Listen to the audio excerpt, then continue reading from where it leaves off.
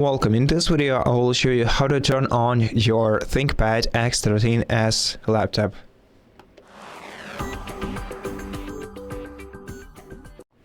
So after opening the lid of your laptop, you just have to short press the power button, which is located right here. So you just short press it. This activates the LED indicator, and once it's activated, you just have to wait until you see the Lenovo logo on your screen, and that means that your device is launching and will shortly turn on. After that, you don't have to do anything.